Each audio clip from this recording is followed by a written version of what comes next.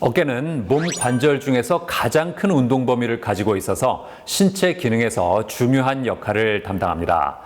하지만 운동 범위가 크다 보니 그만큼 어깨 관련 질환도 자주 발생한다는데요. 자, 그래서 이번에는 대표적인 어깨 관련 질환 중에 하나인 석회성 건염에 대해서 자세히 알아봤습니다. 야구와 테니스 같은 어깨를 많이 사용하는 스포츠 활동 인구가 늘어난 가운데 밤만 되면 어깨가 뻐근해지며 불편함을 호소하는 사람들이 많아지고 있다고 합니다. 어깨는 사람의 몸에서 유일하게 360도 회전이 가능한 부위로 4개의 회전근개 근육이 팔뼈를 관절에 단단히 고정하는 구조로 되어 있는데요. 하루 3,000번 이상 움직일 정도로 사용 빈도가 높은 부위이기 때문에 다양한 질환이 나타나기 쉽다고 합니다. 하지만 어깨는 통증이 자주 발생하는 부위이다 보니 대수롭지 않게 여기고 방치하는 경우가 적지 않다는데요. 우선은 어깨를 감싸고 있는 회전근개라는 힘줄이 있는데 얘네들의 기능이 팔을 들어서 돌리는 기능을 해요. 그러니까 결국에는 회전근개에 문제가 생긴다고 하면 팔을 들어 올렸을 때 통증이 생길 수 있고 뒤로 제쳤을 때 통증이 나타날 수 있고, 근데 병이 더 진행되면서 이제 힘줄이 더 약화가 되고 악화가 되면 밤에도 아플 수 있습니다. 야간통에 시달릴 수 있고 그로 인해서 수면장애까지 발생이 될 수 있고요. 이게 더 심해지게 되면 힘줄이 아예 파열되는 경우까지 발생될 수 있어서 그때는 수술적 치료가 필요할 수 있습니다.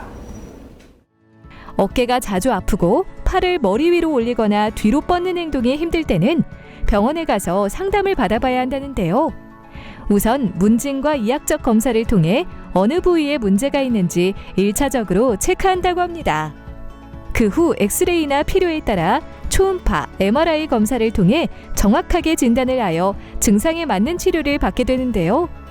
어깨 통증을 유발하는 질환에는 어떤 것이 있을까요?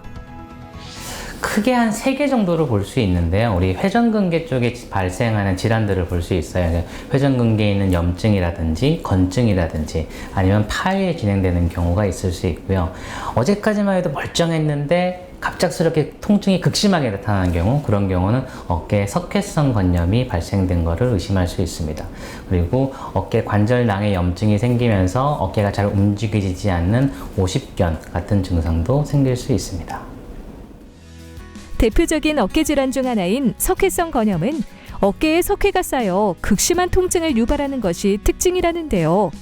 주로 중장년층에서 나타났지만 최근에는 청년층이나 심지어 10대 학생들에게도 발병하는 사례가 나타나고 있어 주의가 필요하다고 합니다. 정확한 이유는 아직 밝혀지진 않았지만 가장 전 단계가 혈류 제한이라고 알려져 있습니다. 그래서 힘줄이 건강하려면 핏줄들이 잘 자라 들어가서 힘줄을 건강하게 유지를 시켜줘야 되는데 어떤 이유로 혈류가 막히는 거죠. 그러면서 힘줄에 퇴행성 변화가 생기게 되고 그로 인해서 석회가 침착을 하게 됩니다. 환자분한테는 제가 쉽게 설명할 때는 힘줄이 굶어 죽은 시체라고 하면은 쉽게 알아채시더라고요. 석회성 건염의 증상으로는 어깨 통증 외에도 팔을 옆으로 들어 올리거나 돌리는 동작이 어려워지고 견봉 주변으로 압통이 발생한다는데요. 특히 밤에는 잠을 이루기 힘들 정도로 통증이 악화되는 경향을 보이는 반면 낮에는 상대적으로 통증이 덜한 편이라고 합니다.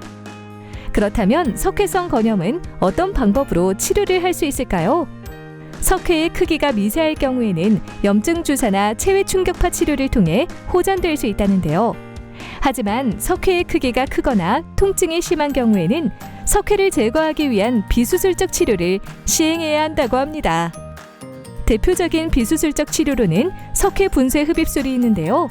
이 시술은 초음파를 이용해 석회의 위치를 정확히 확인하고 특수한 주사 가이드와 팁으로 석회를 분쇄한 후 분쇄된 석회를 흡입하는 치료법이라고 합니다.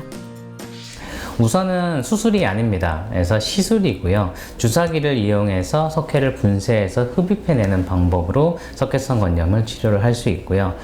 시술이기 때문에 당일 오셔가지고 시술을 받으시고 당일날 귀가할 수 있는 시술 방법이라서 시간적인 여유가 없으신 분들도 충분히 치료를 받을 수 있는 방법입니다. 그리고 근본적으로 이제 석회성 건염을 해결할 수 있는 방법이죠. 석회성 건염 치료는 석회를 없애는 건데 그거를 수술 말고 시술로 간단하게 해결할 수 있는 장점이 있습니다. 한편 석회성 건염은 재발의 가능성이 있는 만큼 치료 후 지속적인 사후 관리가 필요하다고 하는데요. 우선은 석회성 건염이 이제 생기는 이유가 혈류 제한이라 그랬잖아요. 그러면은 앞으로도 그 혈류가 잘 돌 수 있게끔 운동을 해주시는 게 아주 도움이 됩니다. 그래서 심장이 뛸 수 있는 유산소 운동도 굉장히 좋고요. 그리고 어깨에 있는 근력을 강화시켜서 혈류량을 개선시켜주는 것도 많은 도움이 될 수 있습니다. 우리가 살아있는 한 끊임없이 움직여야 하는 어깨. 만약 석회성 건염 같은 어깨 질환이 발생했다면 조기에 병원에 가서 검사를 받은 후 자신의 증상에 맞는 치료를 통해 고통에서 벗어나길 바랍니다.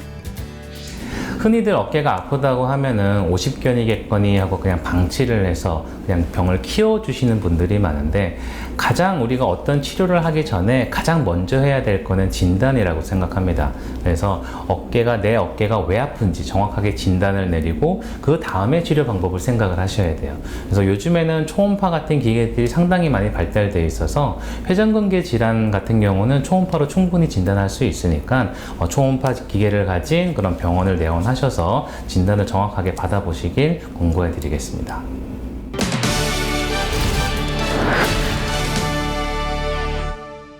주방의 필수품 중에 하나인 전기밥솥은 잘 관리해야 제대로 사용할 수 있는데요.